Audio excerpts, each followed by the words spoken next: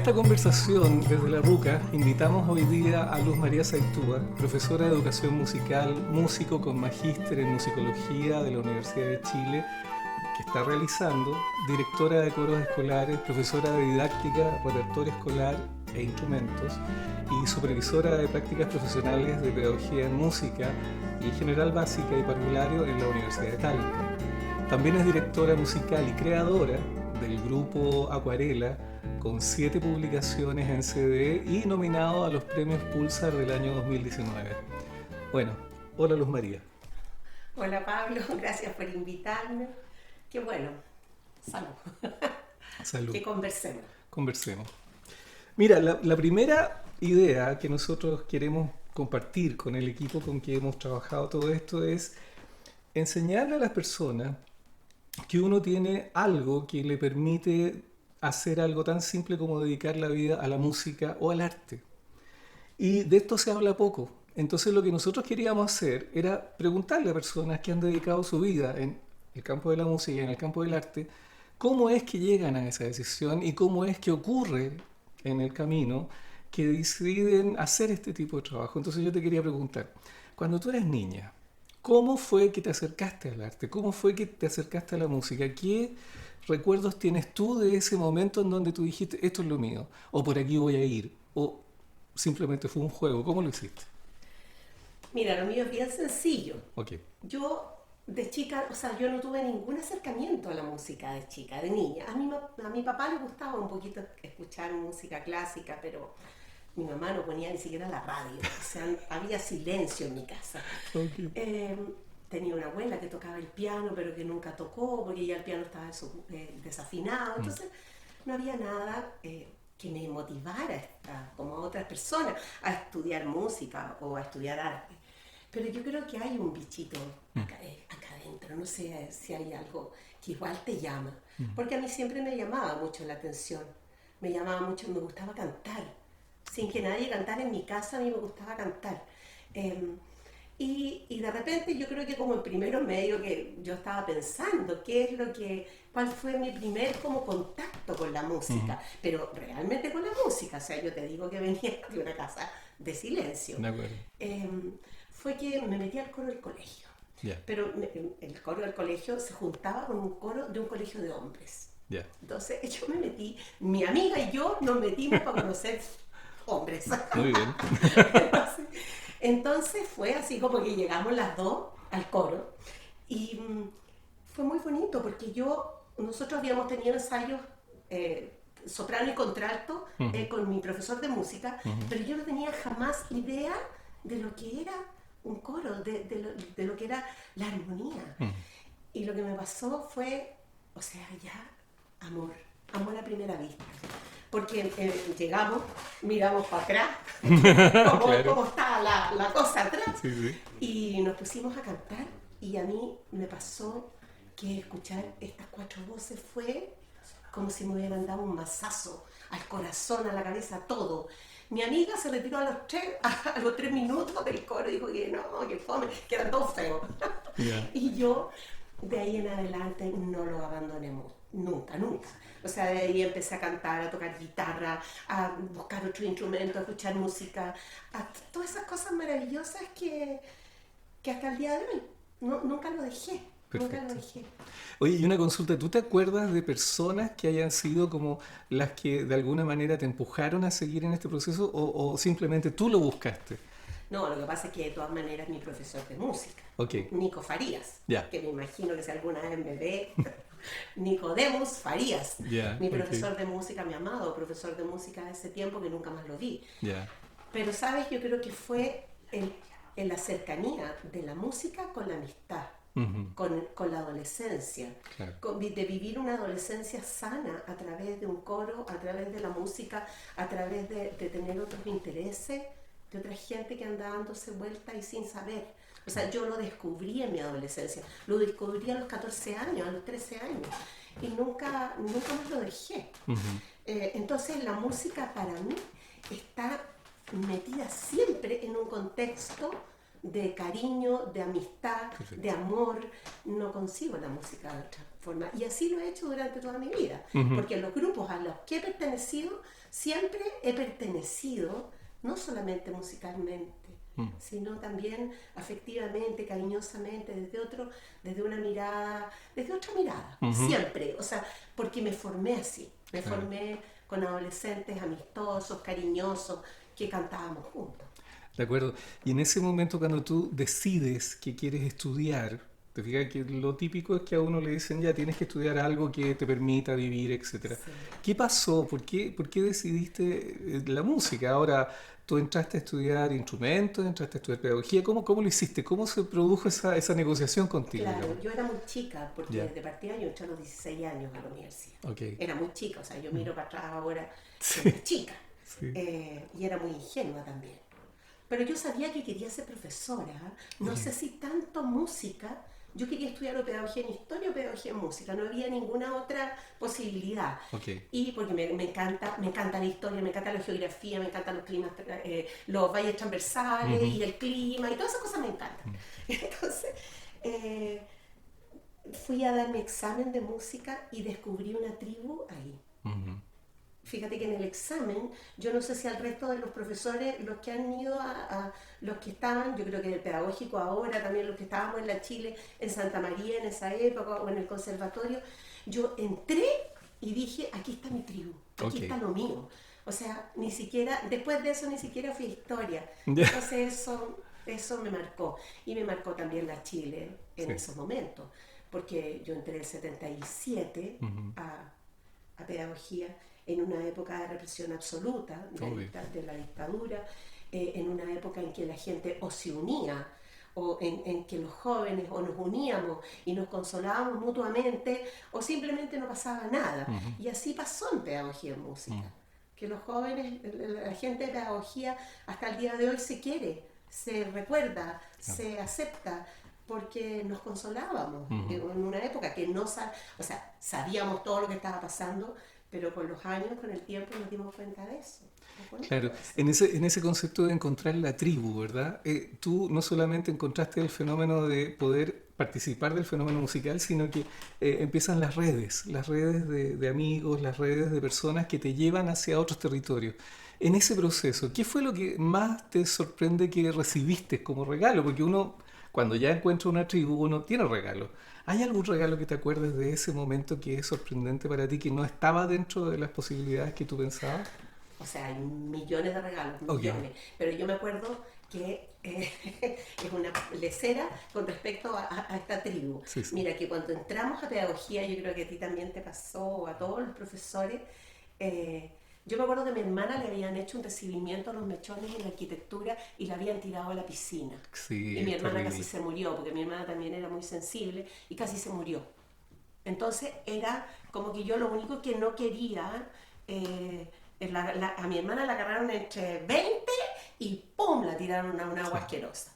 El mechoneo que le llaman, Sí, claro. hasta el día de hoy. Que sea, bueno, Que es bastante otro tema, sí, curioso. de acuerdo. Bueno, entonces a mí me pasó que yo iba a pedagogía y no quería como hablar con nadie, aparte que era tímida, era niña, era como no quería hablar con nadie. Y fíjate que el primer regalo fue el recibimiento mechón de los profesores de música. Justamente. Y ese recibimiento que fue, me acuerdo que nos regalaron una tarjeta con una flor, nos dieron un abrazo, o sea, eran 50 personas abrazándote en una época en que nadie se abrazaba, en una época en que entraban los milicos y te llevaban, 50, 100 personas abrazándote, a mí me marcó, marcó mi vida. ¿Ah? Porque fue tanto lo cariñoso, y eso que yo era súper seria, era así como tímida, Sí, sí. pero marcó mi vida, fíjate. Y de ahí en adelante creo que los regalos no pararon, no pararon.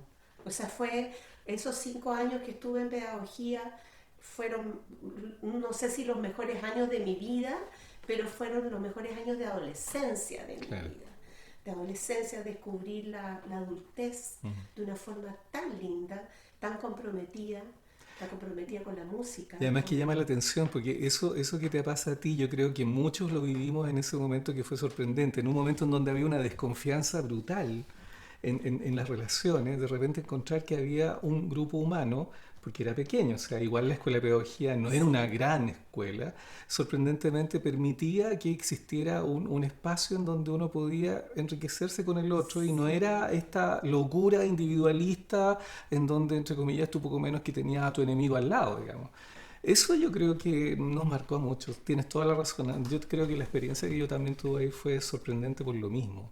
Había otro espíritu que lo que uno ha podido ver, digamos, en otros momentos. claro. O sea, uno no sabe en esos momentos lo niños que eran, Por ejemplo. los niños que éramos, Sí, sí, ¿ah? sí, Y lo enjuiciados que éramos por el régimen. claro. Porque aparte de eso, que eran tiempos en que estudiar pedagogía y música era lo peor. Por O ejemplo. sea, ya era como tú, o sea, lo que menos se quería era Mm, tener profesores de música. ¿Ah? claro. Entonces, esta cosa maravillosa de unirnos, no sé, hasta el día de hoy veo gente, converso, mis mejores amigas Ujú, son de esa época. ujú, Eh, Nunca pude volver a encontrar gente, o sea, ha habido gente en mi vida maravillosa todo el tiempo, ujú. pero nunca pude volver a encontrar ese momento, ese lugar con todas las características. Claro. Ahora, claro, pasando el tiempo hay cosas que Obvio. tremendas que pasaron en nuestro país, cómo fuimos creciendo con en nuestro país, en nuestro estado político, Ujú, social, cultural, eh, cómo fue la mirada, lo que nos ha pasado a todos. Y yo soy una persona muy crítica, ujú, soy una persona muy crítica y que he sido crítica siempre, de todo, por ser profesora, eh, por ser pensante junto con ujú, tantas otras personas más.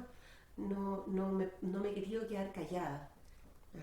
ujú, De todos los procesos y todo lo que siguió viviendo Chile hasta ujú. este minuto. Obvio. Ahora, en esa perspectiva, cuando tú ya empiezas a tener las herramientas para empezar a desarrollarte en el universo cultural donde uno se desarrolla, eso es lo que nosotros llamamos el surfear en la realidad. Porque Claro, al final es eso, o claro, sea, tú no sabes necesariamente de dónde va a venir la ola, tú sabes que va a ir para allá, pero en rigor tú tienes que moverte. claro. ¿Cómo fue el proceso de entrar en el proceso pedagógico definitivamente? Usar la música desde la vivencia que tú tenías, que es, entre comillas, como de el armar redes en donde las personas se sientan cómodas, porque parte de ahí. Y de ahí empezar a encontrar la pedagogía como algo fundamental en tu desarrollo. ¿Cómo llegaste a eso? Lo que pasa es que llegué sin querer porque yo me casé muy joven también y tuve dos niños a los 20 años. A Ok. los 22 años ya tenía dos hijos. Ujú, Entonces, no me quedó otra que hacer clases, no me quedó otra que parar la olla, que no sé, pues que revolver los porotitos junto a mi compañero ujú, que también revolvía los porotos y tratábamos de salir adelante ujú, en una década de depresión, en una época muy, muy, muy tremenda. ujú, Eh, pero yo soy una convencida de que las personas querer es poder. ujú, O sea, a ver, primero yo a mis estudiantes de música, de pedagogía en música, siempre les digo, no dejen de hacer música. ujú, O sea, la pedagogía en música no es como la pedagogía en matemática, no, la pedagogía en música viene doble. Viene con la música a un lado, con el mundo de la cultura y con el mundo de la educación al otro lado. Entonces, a mí me pasó eso, ujú, que en un principio entré al mundo de la educación haciendo clases en el año 79, 80, 81, en unos colegios tremendos donde había empezado recién esta cosa de los particulares subvencionados, donde los niños se desmayaban de hambre, ujú. donde había una pobreza que yo creo que se ve hasta el día de hoy, pero distinta. Sí, O sea, ahora hay más pobreza encubierta. En esa época la pobreza era así, te pegaba en la patada directamente. directo, ahí. Sí, O sea, los niños se te desmayaban de hambre. claro. Y uno tenía 21 años. Ujú, Y te fijas, entonces, como que no te quedó otra que asumir el cuento de la pedagogía en música como una tabla de salvación ujú, para tantos niños, sobre ujú. todo niños. Sí. Entonces, con esto de querer es poder, es como que yo en ese momento yo pensaba, yo no quiero ser profesora, o sea, esta realidad es demasiado dura para mí. Em, pero yo pienso que la gente, cuando cuando se pone las pilas en algo, aunque tú digas, "Ay, no me gusta, aunque esto es tremendo", cuando te pones las pilas y viene un como la luz después del arco iris, uno dice, viene allá. ¿Ah? Ujú, Cuando te pones las pilas mirando qué es lo que pasa a futuro, ujú, ahí uno no lo suelta. ujú. Entonces me pasó eso, que después de todos los llantos que me pegué Por en un razones obvias. principio, Sí, pues. en los colegios, con cosas tremendas que viví, que pasé y que todos los profesores en un principio pasamos algo que te haya ido a trabajar al, no sé, a un colegio de, no sé, Otra dimensión. a otra dimensión. Sí, Eh, Después de eso, me encantó. de O acuerdo. sea, me tuvo que encantar. Y fíjate que llegó un momento en que me encantó. Ujú, Sobre todo esta cosa de que la música salva. sí. ¿Ah? Y lo he visto durante 40 años haciendo clase. eh, He visto que niños que no tienen nada se salvan a través de la música, niños y niñas, que la música hace feliz a las personas, que la música da una alegría, da una emoción, da una forma de vivir y de ver la vida que esa tribu que no Claro, la vivió, exacto. entonces quiere que de alguna forma sus estudiantes vivan lo mismo. Entonces, de ahí me encantó y Ujú, no he parado de ser ni profesora ni música. O sea, separando el mundo de la cultura con el mundo de la educación. No he perfecto. parado, no he Ujú. querido parar tampoco y espero no parar.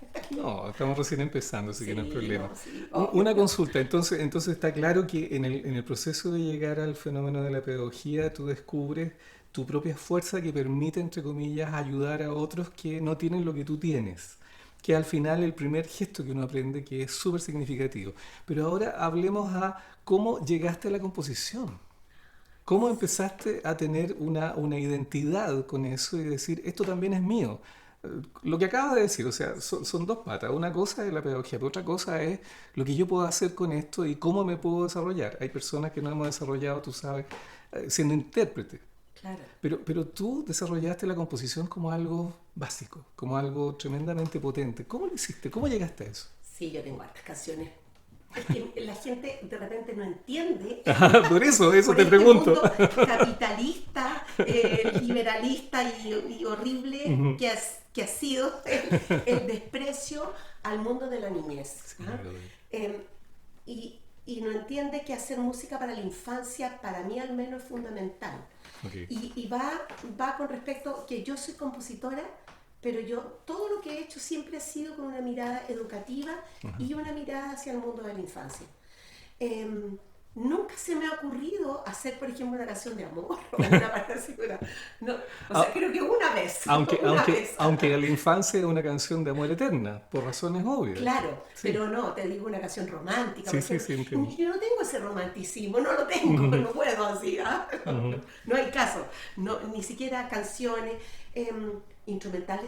instrumentales sí, pero todo, o sea, por ejemplo, tengo algunos instrumentales, pero pensando en el compás de 2/4, compuesto, simple, entonces vamos a cambiar de 6 octavos a 2/4, y O le sea, pongo, desde una perspectiva didáctica, digamos. todo didáctico, Perfecto, todo. sí.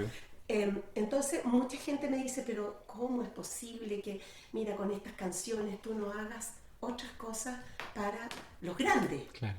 Y a mí no me interesa para nada, por el contrario. Por el contrario, creo que el mundo de la infancia es tan grande, tan generoso, y el desprecio que ha tenido nuestro país ha sido tan grande y tan horrible también, Ujú, que hacer cosas para la infancia es, para mí es mi vida ujú. y no es chiquitito. O sea, no me digan que la música infantil es chica Claro, cuando no es así. claro. ¿Ah? Ahora, es también porque, como te decía, yo tampoco soy compositora, no tengo no tengo academia, ¿ya? Em, Me formé en la Chile con unos maravillosos profesores en esa época Ujú. y después nunca más estudié nada. O sea, estudié un poco de dirección coral con el maestro Guido Minoletti. ¿Te acuerdas, Pablo, que estábamos juntos? Me acabo de acordar de eso. Absolutamente. Yo me Acabo de acuerdo, acordar. salud. Salud, don Guido. Exactamente. Em, uh, pero, pero, eh, Pero esta cosa de ir a donde Don Guido tenía diferentes cosas, porque para mí lo único que yo quería era dirigir bien el coro en mi colegio, o sea, dirigir a esos niños que me demandaban un montón de cosas, pero yo no quería hacer más, jamás quise dirigir una orquesta, ni dirigir un madrigal, ni dirigir otras cosas. Claro. Yo quería dirigir a mis niños, a esos 30 niños que tenía en ese momento. Claro. Entonces, eso yo creo que no denostar el mundo de la infancia, que es, como decían, tengo unos pequeños estudios, unas pequeñas cositas, como el niño es el hombre del mañana. Y si no formamos bien a la niñez, no vamos a tener buenos hombres en el mañana. Entonces, es el momento de empezar y volver a ver a este niño con la mirada que se necesita para eso. Ahora, mirando esto que tú propones, ¿verdad? Que es que tu objetivo fue todo lo que hiciste en relación a ese trabajo básico. ¿Qué pasó contigo y las personas que se dedican a la composición cuando tú seguías, entre comillas, componiendo para niños? ¿Qué nivel de apertura tuvieron con eso o simplemente quedaste invisibilizada y poco menos que no participas del juego de los compositores? ¿Cómo sentiste eso en Chile? O sea, totalmente, no poco menos, no participas del juego. ¿Directamente? No, directamente. Yo me acuerdo una vez que nosotros fuimos, que yo siempre, mi otra amiga, mi gran amiga de las acuarelas, la Miriam, me dice, no contigo eso, Lulita, no contigo eso. Pero yo lo cuento igual, porque me encanta contarlo. Es que una vez que fuimos al Canal 13 y nos dijeron que teníamos una gran posibilidad, porque teníamos el Acuarela, ya estaba partiendo, teníamos un primer disco, pero que lo único que necesité, yo en esos tiempos tendríamos, no sé, 32 años, 33 años, 30 años, no sé, que lo único que teníamos que hacer es ponernos hot pants. Claro. Que ponernos hot pants y vestirnos así como la Yuya en ese momento, como las Paquitas. Claro. Ese era, y si hacíamos eso, estamos da. Claro. Entonces, con la Miriam, como esa cosa de que tú no entras en el juego. No hay ninguna posibilidad, porque por una parte no hay ninguna posibilidad que te pongas hot pants, entonces por ese lado no hay ninguna posibilidad de que tu música llegue a los medios de comunicación masiva, ¿no es verdad? Y por otra parte, los músicos te miran con cara, yo me acuerdo que nosotros nos decían las temperamentales. Ah, mira. Porque, bueno, en Chile a todo el mundo le pone, ¿cómo se llama? Sobrenombre a los grupos, a las personas, todos tenemos sobrenombre, pero yo me acuerdo que en esos tiempos yo decía, qué pesado. ¿Por qué? Porque somos mujeres, claro. Porque somos mujeres, primero, porque esto es un grupo de mujeres, o sea, nosotros hemos tenido hombres, pero de invitados nomás, somos un grupo intrínsecamente femenino, y porque a veces decíamos cosas que no les gustaban. ¿Ah? Claro. Entonces, éramos las temperamentales. Claro. Si no, o sea, Acuarela era de témpera, entonces era como, uno en ese momento ya, bueno, entonces me armé y nos armamos también dentro de un mundo femenino. Claro. Pero no de un mundo femenino con una mirada al niño donde el niño ñaña y que lo único que tiene que saber es de la tortuguita que caminaba lento. O rápido, no sé, sino que desde otra mirada más profunda al mundo infantil. Claro. Entonces, yo creo que lo que puede tener el Acuarela es también eso, es que las letras son conscientes, nos pegábamos unas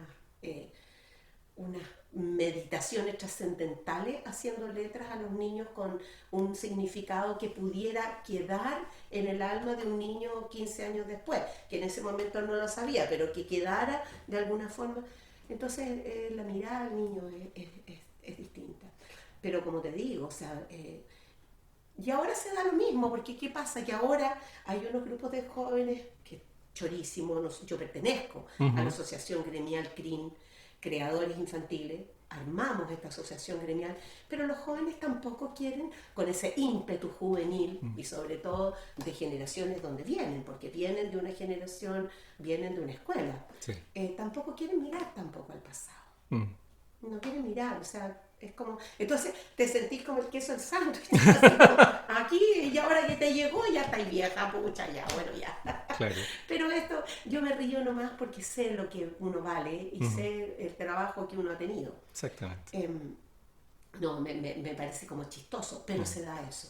No solamente antiguamente, ahora, igual ahora, después de que nosotros estuvimos nominados a los Pulsar el 2019. Y como aquí nosotros podemos hablar las cosas, Por favor. ganó un chico que en esos momentos, que es un famoso, que Sí. le da mucha plata a la SCD. Exacto. Y que realmente fue increíble porque yo lo escuché harto y que tenía letras espantosas. Porque claro, la música para la infancia al final es la letra. Claro. Porque después cumbia, rock and roll, música clásica, lo que quieras, Claro. pero es la letra. Y que tenía letras horribles. Esto fue el 2019, antes de que Chile despertara. Y lo digo como una cosa así como este despertar de Chile marca una mirada en que realmente la gente ya no aguantó más esto para atrás. Exactamente. Entonces yo ahora lo puedo decir. ¿Ah? Sí. Entonces yo creo, no sé, creo que siempre, como tú dices, estamos partiendo. Sí. Vienen muchos nuevos tiempos y mucha música que hacer y mucha vida que recorrer y mucha pedagogía que hacer. Pero no ha sido fácil estos años para ninguno de los que estamos acá, para ninguno de nuestra generación. Claro. En todo ámbito. ¿Eh? Sí, de acuerdo. ¿Por qué? Porque ha sido muy individualista. Claro, justamente. Es por el individualismo, ese es el problema. Ahí está. Yo creo que toda la gente que ha venido para acá y que ha marcado puede hablar de eso. ¿Qué pasa cuando estamos solos? Cuando no hacemos tribu, cuando estamos solos, cuando estamos con gente que no sabemos quién sí piensa, quién no piensa, cuando estamos con gente que piensa distinto a nosotros. Claro. ¿Ah? Ahora, conversando específicamente de esta estructura en donde tú te encuentras con esta negación porque tú te dedicas a hacer un tipo de composición que normalmente no es bien vista. Vamos a ir a una cosa más heavy, que es lo que siempre le hemos preguntado a todas nuestras entrevistas, que es, ahora, tú tienes tu profesión, tú tienes tu trabajo, con el grupo Acuarela tienes las grabaciones. ¿Qué ha pasado cuando las personas que te contratan o las personas cercanas que piden tu trabajo se dan cuenta que tú eres mujer y que tienes una opinión? ¿Qué ha pasado con eso? ¿Cómo se vive esa parte ahora? Lo que pasa es que este país ha cambiado, igual ha cambiado. Sí. ¿Ya? Mira, primero, yo creo que yo no lo he vivido mucho porque yo he estado en un mundo intrínsecamente femenino. Okay. El mundo de la educación es un mundo donde hay más mujeres, ¿sí? Por eso que les pagan menos, Sí, obvio, sí. por eso que tenemos menos sueldos que otras profesiones, etcétera. Bueno, es otro tema. Pero yo siempre he estado en ese mundo. Mi fuente laboral más potente ha sido en colegio, claro, en la pedagogía, y fue así. Pero yo creo que, como conversábamos antes, yo no sé si la mirada más como despreciativa ha sido porque soy mujer o porque hago música para los niños. No sé cuál es peor. ¿Ya?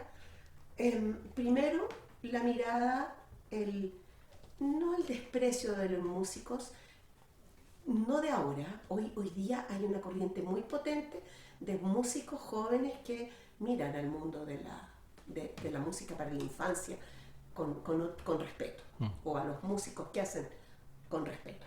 Pero estamos hablando de la década de los 90, democracia, que se supone que la alegría venía. Bueno, estamos hablando que el desprecio, más que el desprecio, esta cosa cuando te invisibilizan. Exacto. Es como, no existes, no existes. Entonces te quedas relegada a solamente a poder tirarte un proyectito al fondar y pensar, soñar de que te lo corrija alguien que te conoce. Exacto. O que esté un poquitito ligado, o que tenga niños chicos, o que esté un poquito ligado, porque por política no te lo van a dar. ¿Ya? Por el contrario, se los van a dar a personas que hagan música para grandes, Claro. no este género menospreciativo. Entonces, yo no sé si el desprecio ha sido más por una o por otra, pero de que lo he sentido por los dos, lo he sentido por los dos. No sé si desprecio o invisibilización. Claro, yo creo que la invisibilización es como el aparato, entre comillas, en donde se ha utilizado en muchos medios culturales para que la persona, entre comillas, no tenga más espacio para poder funcionar. Claro, Eso a mí me parece que ha claro. sido como fundamental. Eso ha sido, Mm, claro. Y yo creo que es como una mirada general de la cultura también. sí, ¿Ah? Porque todo, o sea, en este país ha rajuñado, ha estado así. Te fijas los músicos rajuñando. Ahora se ve, frente a una pandemia, el mundo, la música ha sido el eje para la salud mental total. de toda la población, pero sin embargo los músicos no tienen nada. Y ahí yo me acuerdo de algo, que cuando yo me casé con un músico, Ajá. ¿no es verdad?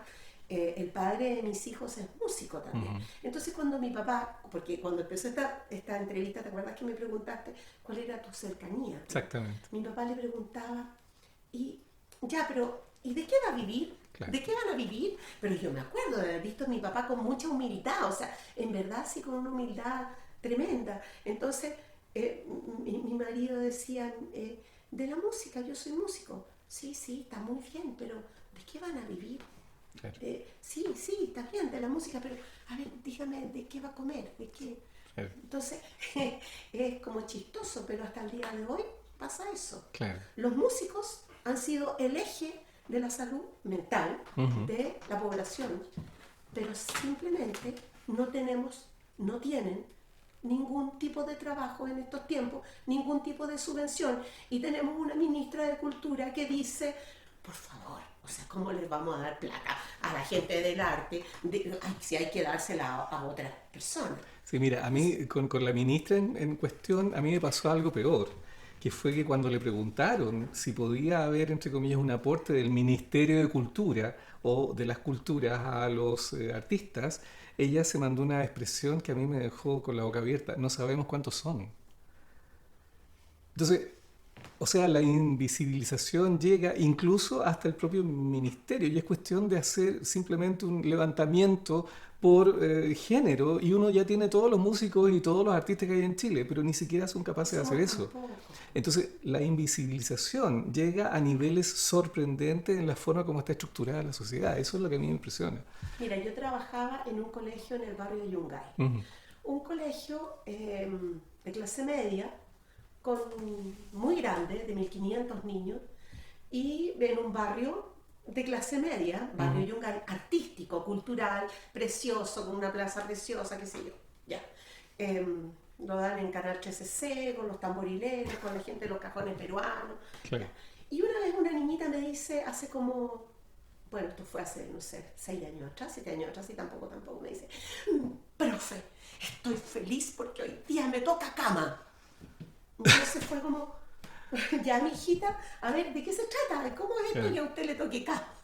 Entonces me contaba, como niñita, que ellos vivían en una pieza, toda la familia, que eran como 8 personas, y que tenían 3 camas. Entonces, los martes, los jueves, los viernes les tocaba cama, y los lunes, miércoles les tocaba suelo.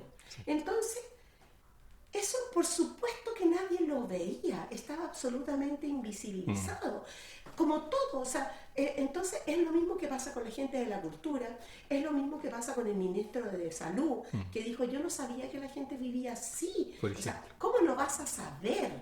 ¿Cómo no vas a saber? O sea, ¿cómo ha sido este menosprecio por todo esto? Entonces, esto... Yo creo que uno no tiene que estar hurgueteando ni trabajar en un colegio así para mirar. Claro. Yo soy bien copuchenta, entonces siempre en los turnos de recreo les preguntaba a los niños todo. Por si acaso hay algún profesor viendo, hay que preguntarle a los niños. Sí. ¿Ya? Entonces, ¿y qué hace usted? ¿Y cómo se llama su mamá? ¿Y qué sé yo? Y así me enteraba de tantas cosas horribles que bajo la mirada de los niños no se dan cuenta que es horrible. Claro. Que pasan en nuestro país y groseramente invisibilizado por ese mall gigante que te vende chucherías chinas. Así también hay la cultura, así como Jurassic Park, que Ajá, la vida se abre camino, sí. la cultura Mm, y el mundo se abre, la cultura se abre camino igual. Así, igual, mm, hemos resistido. total. Y la gente y los jóvenes, o sea, qué maravilla que sigan saliendo músicos de este Mm, país, que sigan esta resistencia, es como una revolución que resiste. ujú, ¿Ah? sí. Todo lo que está pasando ahora, pero con mira, vuelvo a tu primera Por pregunta, favor. esa invisibilización de, de por ser mujer Mm, y de por ser eh, profesora claro. también, por mirar a la infancia, que otras personas hoy día lo están sintiendo por ser de otra raza, por ser inmigrante, o lo están sintiendo porque tienen menos plata, porque no tienen esto. O sea, nosotros somos una sociedad que tenemos harto para cambiar Mm, y tenemos mucho que, que, mucho que cambiar, mucho que decir. total. ¿Ah? Tienen que venir nuevos tiempos. Mm, O sea, ya se tiene que acabar esto. Se tiene que acabar esto. Y ojalá que la gente joven tenga la fuerza para vencer a este enemigo invencible y poderoso. y poderoso, que es la estupidez que ha sido esta forma de mirar a Chile en estos últimos 40 y 50 años casi. Sí, mira, respecto justo de eso, al final siempre de las conversaciones yo les propongo a nuestras queridas invitadas que nos cuenten qué sueñan para, entre comillas, construir este cambio. ¿Qué cosas son las cosas que tú sientes que se podría cambiar y que no son difíciles, pero que son estructuras en donde uno puede ayudar a que esto empiece a ocurrir? Porque al final uno sabe, lo mismo que pasa en la pedagogía, que muchas de las cosas que uno hace a nivel pedagógico nunca va a ver uno el resultado, pero sí va a ocurrir el resultado en 5, 10, 20, 50 Claro, años después. claro. Uno sabe que es como un terrorista de la cultura, o sea, uno sabe que la explosión le va a pasar a la persona mucho tiempo Sí, después. Entonces claro. uno, ok, acepta eso. Pero hay pequeñas cosas que uno puede ayudar a cambiar. ¿Qué sueñas tú que podría ser como el fundamento de este nuevo cambio? Claro, tendríamos que ponerle una bomba a Chile desde que los españoles llegaron y, no sé, América entera. Sí, obvio.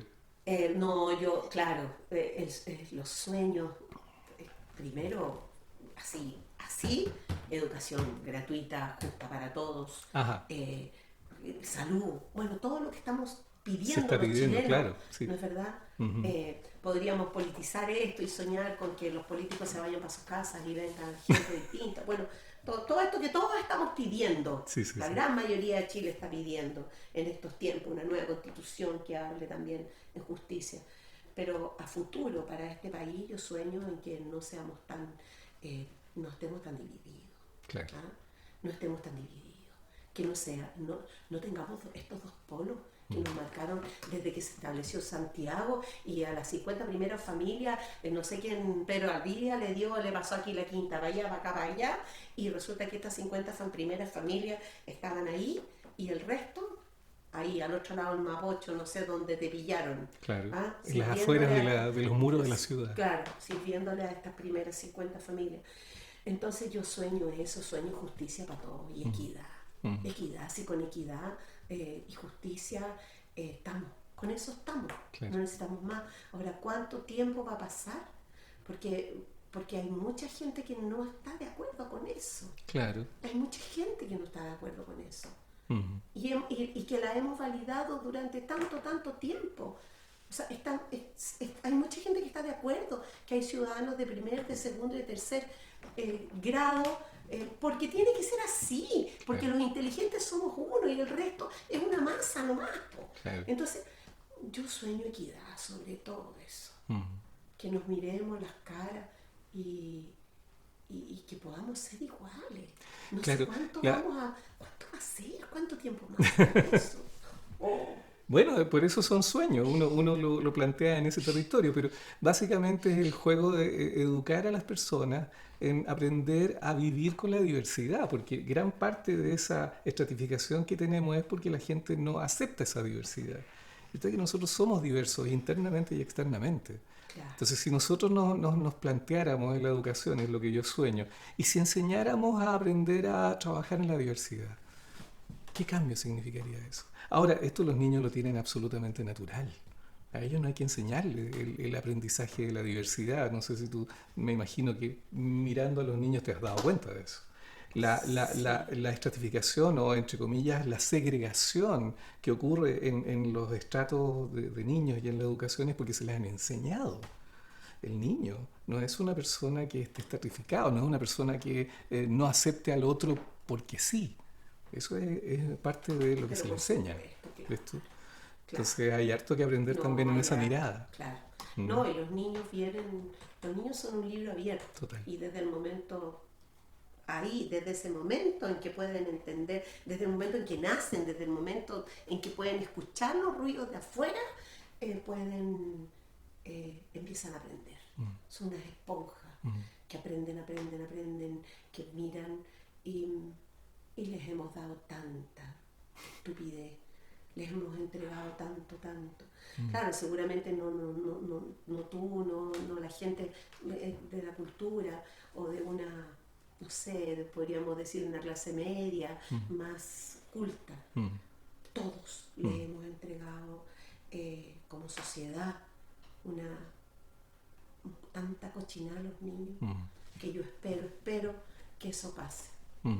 Espero y sueño con eso. Fantástico.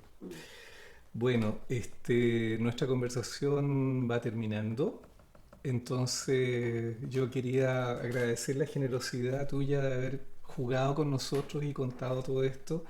Y maravillosamente este viaje por el repaso de lo que tú has hecho y este viaje que recién está empezando. Así que muchas gracias por haber venido hoy día y esperamos que las conversaciones desde la RUCA sigan durante mucho tiempo más. Muchas gracias. Muchas gracias a ustedes, a todos. Éxito con este programa, éxito con estas conversaciones que son tan importantes para este nuevo Chile, tan significativas. Así que denle nomás e invítenme cuando quieran. Muchas gracias, te pasaste.